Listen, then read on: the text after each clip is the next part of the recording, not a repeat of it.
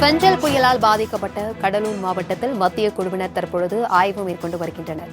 இதுகுறித்தான கூடுதல் விவரங்களுடன் இணைகிறார் எம்முடைய செய்தியாளர் நாகமுத்து. வணக்கம் நாகமுத்து, இது குறித்தான விவரங்களை பகிர்ந்துக்கோங்க.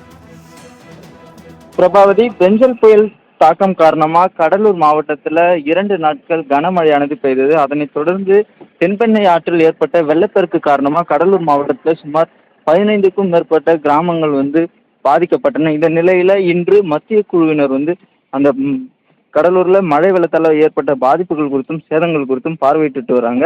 குறிப்பாக பாத்தீங்கன்னா கடலூர் மாவட்டத்துல பண்ருட்டி, கடலூர் ஆகிய 2 தாலுகாக்களும் முழுமையாக பாதிக்கப்பட்ட நிலையில அந்த சேதங்கள் குறித்து தற்போது மத்திய குழுவினர், அதாவது ராஜேஷ் குப்தா தலைமையில 7 பேர் கொண்ட குழுவினர் தற்போது ஆய்வு மேற்கொண்டுட்டு இருக்காங்க.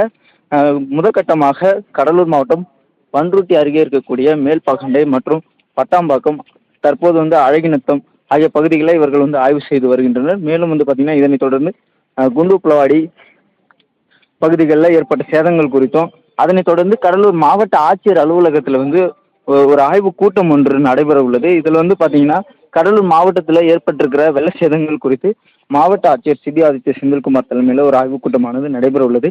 இந்த மத்திய குழுவினுடைய ஆய்வில் பாத்தீங்கன்னா உள்துறை அமைச்சகத்தினுடைய இணை செயலாளர் ராஜேஷ் குப்தா, மத்திய வேளாண் மற்றும் உழவர் நலன் இயக்குனர் பொன்னுசாமி, மத்திய நிதி மற்றும் செலவினங்கள் துறை இயக்குனர் சோனாமணி, மத்திய நீர்வள ஆணைய இயக்குனர் சரவணன், மத்திய சாலை போக்குவரத்து துறை அதிகாரி தனபாலன் குமார், மத்திய மின்சாரத்துறை ஆணைய அதிகாரி ராகுல் பக்கேடி, மத்திய ஊரக வளர்ச்சித்துறை இயக்குனர் பாலாஜி உள்ளிட்ட அதிகாரிகள் இந்த ஆய்வுல இடம்பெற்றிருக்காங்க. மேலும் பாத்தீங்கன்னா கடலூர் மாவட்டத்தினுடைய சிறப்பு அதிகாரியாக நியமிக்கப்பட்டுள்ள ககன்தீப் சிங் பேடி மற்றும் மாவட்ட பார்வையாளர் மோகன், இவர்களுடன் மாவட்ட ஆட்சியர் சிபி ஆதித்ய செந்தில்குமார், மாவட்ட காவல் கண்காணிப்பாளர் ராஜாராம் ஆகியோர் இந்த மத்திய குழுவினோட ஆய்வுல இடம்பெற்றிருக்காங்க. இந்த ஒரு சூழ்நிலை பாத்தீங்கன்னா மேல் பட்டாம்பாக்கம் என்ற இடத்துல மத்திய குழுவினர் ஆய்வு செய்து கொண்டிருந்த போது தொழிலாளர் நலன் மற்றும் திறன் மேம்பாட்டுத்துறை அமைச்சர் சி வே கணேசன் அவர்கள் உரிய நிவாரண நிதியை கடலூர் மாவட்டத்திற்கு அளிக்க வேண்டும் என்ற கோரிக்கை மனுவையும் அவர்களிடம் அளித்திருக்கிறார்கள்.